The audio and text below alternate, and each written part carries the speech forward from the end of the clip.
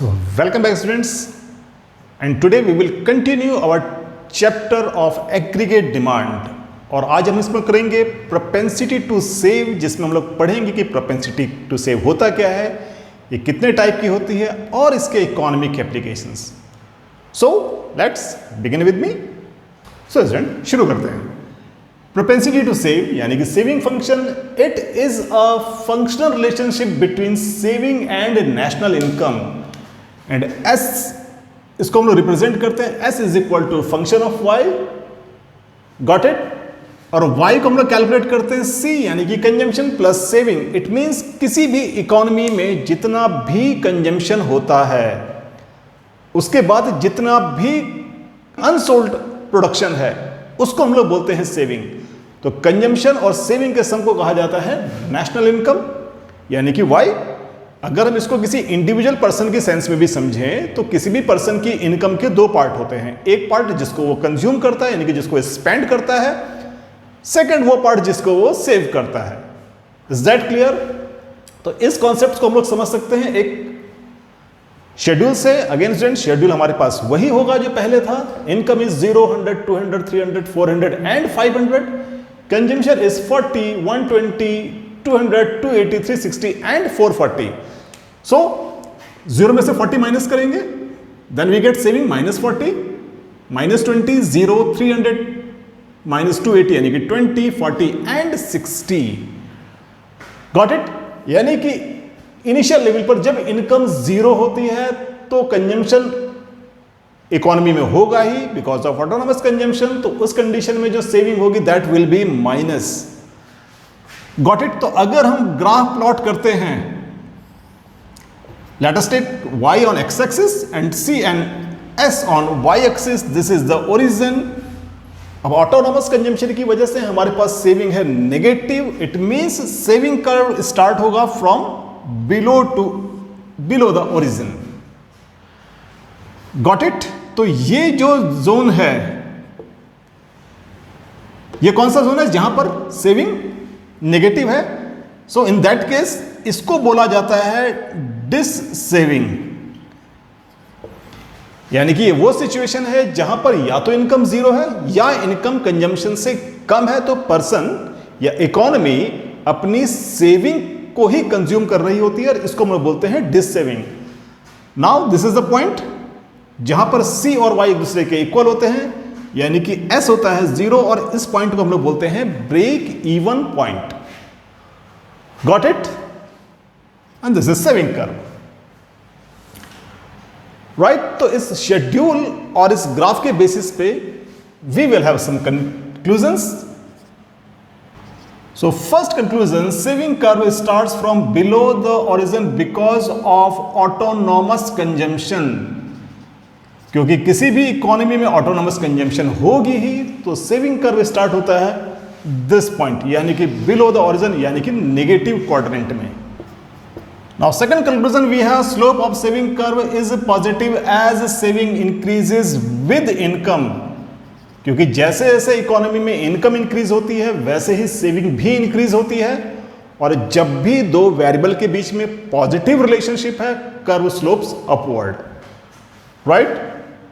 Now third conclusion, when c is equal to y, s is equal to 0,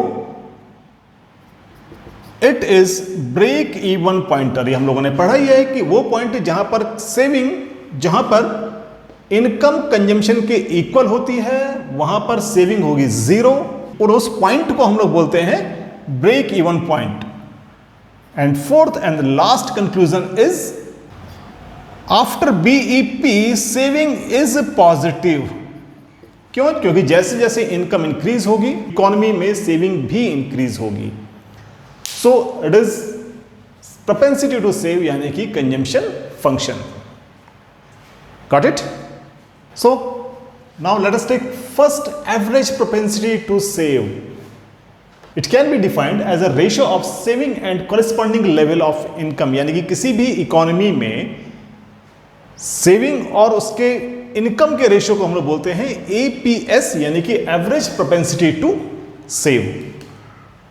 so APS saving upon income, it means S upon Y. So we have same schedule 0, 100, 200, 300, 400 and 500, and savings are minus 40, minus 20, 0, 20, 40 and 60. Average किसी भी zero level पर कभी भी कोई भी किसी भी variable का एवरेज कुछ भी नहीं होता है, so we will take it dash, zero इसको नहीं ले सकते. Now second is minus 20 divided by 100, this comes minus 0.2. Similarly, this is 0. Now 20 divided by 300, 0.067, 40 divided by 400, 0.1, and 60 divided by 500, 0.12. Got it? So अगर हम इसके बीच में ग्राफ प्लॉट करते हैं एंड दिस वे, अगर किसी एक पर्टिकुलर पॉइंट पर, यानी कि यहां पर इनकम है y and there is a saving, so this point represent APS, यानी कि S upon Y. Is that clear? So on the basis of this schedule and curve, we may have following conclusions. In conclusion number first, so first conclusion we have APS can be negative when income is less than consumption, यानी कि किसी भी economy में अगर consumption ज्यादा है और income अगर कम है, then definitely saving will be negative. Second conclusion we have APS can be zero because of autonomous consumption. Got it? Third conclusion, value of APS never be more than 1 because saving is always less than income, क्योंकि saving हमेशा ही income से कम होती है, इसीलिए APS की value कभी भी 1 से ज्यादा नहीं हो सकती. Is that clear? And last conclusion, APS rises with rise in income, यानी कि जैसे जैसे इनकम राइज होगी सेविंग भी साथ साथ राइज होती रहती है. Is that clear? So this is average propensity to save. Got it? So students, next topic we have marginal propensity to save, यानी कि MPS. MPS refers to the ratio of change in saving to the change in income. Means किसी भी economy में saving में होने वाले change और income में होने वाले चेंज के रेशियो को कहा जाता है MPS. MPS की कॉन्सेप्ट को हम लोग समझते हैं अपने एक शेड्यूल से. Then income is 0, 100, 200, 300, 400 and 500. Saving is minus 40, minus 20, 0, 20, 40 and 60. So first 0 income में कुछ भी चेंज नहीं होगा. Then 0 to 100 में चेंज हो रहा है 100 का, 100 से 200 में चेंज हो रहा है 100 का. So 100, 100, 100 and 100. Got it? First no change. Then minus 40 से minus 20 में जो चेंज हो रहा है दैट इज प्लस 20 से इनकम, माइनस 20 से इनकम रेज हो रही है, इंक्रीज हो रही है 0 तक.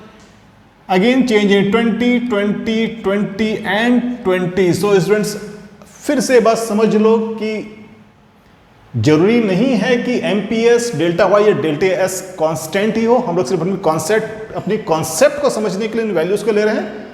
वैल्यू में be different in your numericals. Right? So now MPS delta S upon delta Y, 20 divided by 100, it means 0.2. So again 0.2, 0.2, 0.2 and 0.2. Is that clear? So अगर हम एक ग्राफ प्लॉट करते हैं, then this is Y, this is C and S, this is origin और saving curve start होगा यहां से. This is zone of dissaving. तो अगर इनकम इंक्रीज होती है इस पॉइंट से इस पॉइंट तक, then there is delta Y, और इसकी वजह से उसके पास सेविंग में जो चेंजेस होता है that can be represented at delta S. तो ये जो इंक्लिनेशन है, ये जो टेंडेंसी है, इसी टेंडेंसी को हम बोलते हैं प्रोपेंसिटी टू सेव, यानी कि MPS, marginal propensity to save. Is that clear? So now on the basis of this schedule and this graph, we have some conclusions. So conclusion number first, value of MPS varies from 0 to 1, यानी कि MPS की minimum value 0 होती है और maximum value 1 होती है। अब ऐसा होता क्यों है? तो इसके लिए एक फर्स्ट सिचुएशन है, एमपीएस इज इक्वल टू 0। अब एमपीएस इज इक्वल टू 0 कब होगा? When delta S is equal to 0, right? It means, और ऐसा होगा कब? It means all the additional income is consumed, यानी कि delta Y is equal to delta C. अगर कोई पर्सन अपनी इंक्रीज्ड इनकम को पूरी तरह से कंज्यूम कर देता है, इन दैट केस उसकी चेंज इन सेविंग क्या हो जाएगी? 0, और उस केस में एमपीएस कितना होगा? 0। Is that clear? Now B situation, MPS is equal to 1, और एमपीएस इज इक्वल टू 1 कब होगा? When delta S is equal to delta Y. It means when all the additional income is saved. कोई person अगर अपनी increased income को पूरी तरह से सेव कर ले, उस केस में delta S is equal to delta Y. So delta S is equal to delta Y होने पर एमपीएस क्या हो जाएगा? 1। So these two are very important conclusions of MPS. So is it relationship between APC and APS and also MPC and MPS. So as we know, in two sector economy, Y is equal to क्या होता है? C plus S, यानी कि national income is equal to consumption plus saving. So suppose it is equation number 1. So if equation 1 is divided by y, then y is equal to y, c upon y and s upon y, and this implies y से y cancel, then it is 1, और इसको हम लोग बोलते हैं, this is called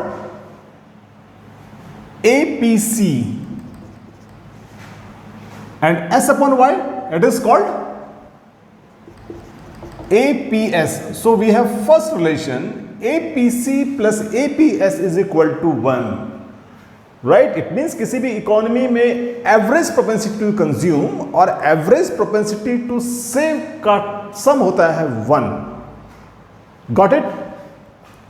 Similarly, if there is a change in national income, the consumption expenditure and saving will also change.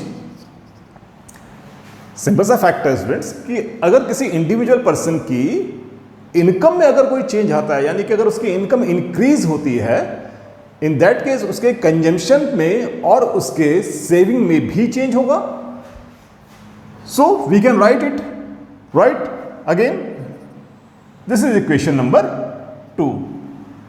Again dividing equation number 2 by delta Y, then it is delta y upon delta y, delta c upon delta y plus delta s upon delta y, and this implies delta y से delta y cancel, then was is equal to again c delta c upon delta y, and we know very well it is MPC, and similarly delta s upon delta y it is MPS. So again we have similar relation कि किसी भी economy में marginal propensity to consume और marginal propensity save का सम 1 के equal होता है. Got it? तो इसमें बहुत ही इंपॉर्टेंट रिलेशन है. आगे हम लोग जितने भी इसके न्यूमेरिकल्स करेंगे, जितनी भी प्रैक्टिकल प्रॉब्लम्स होंगी, ऑलमोस्ट सभी प्रैक्टिकल प्रॉब्लम्स में ये दोनों ही में से कोई एक रिलेशन या दोनों रिलेशन यूज होते हैं. Got it? Now we have next topic, equation of consumption function. कि क्या कंजम्पशन फंक्शंस को, यानी कि प्रोपेंसिटी टू कंज्यूम को मैथमेटिकली किसी इक्वेशन के टर्म में लिख सकते हैं. सो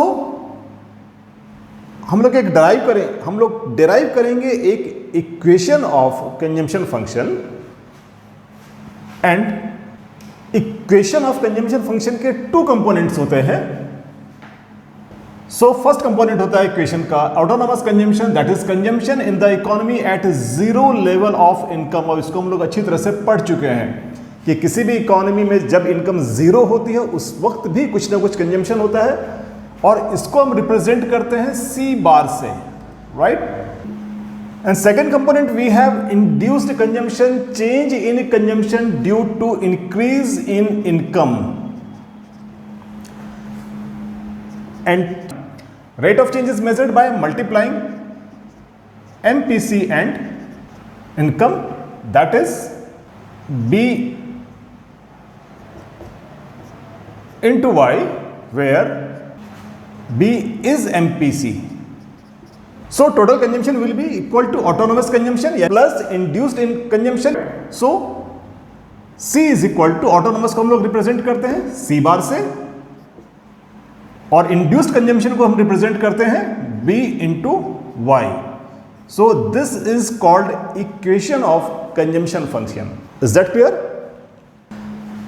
तो स्टूडेंट्स, एग्जाम में कई बार आपके पास एक क्वेश्चन आता है, derive the equation of saving function from equation of consumption function, यानी कि इक्वेशन ऑफ कंजम्पशन फंक्शन की हेल्प से इक्वेशन ऑफ सेविंग फंक्शन को फॉर्मुलेट करना या फिर डिराइव करना। As we know equation of consumption function क्या होती है, अभी हम लोगों ने डिराइव किया था, C is equal to C bar plus B into Y, where B is equal to MPC, right. And also Y is equal to होता है C plus S, got it. So अगर हम y और C को replace करते हैं हम इस इक्वेशन से, then C bar plus B into Y plus S, got it. So this is the value of C, got it. Then we get y minus C bar plus B into Y is equal to S। So अगर हम इस equation को rearrange कर लें, then we get y minus C bar and minus B into Y is equal to S, right. और इसको हम ऐसे भी लिख सकते हैं, S is equal to minus C bar plus y minus B into Y, right. And this implies S is equal to minus C bar plus 1 minus B, और अगर हम y को ले लें कॉमन, गॉट इट। सो ये जो term है, this term is known as dissaving, and S is equal to minus C bar plus 1 minus B। 1 minus B क्या है? MPS, और ये कैसे आया?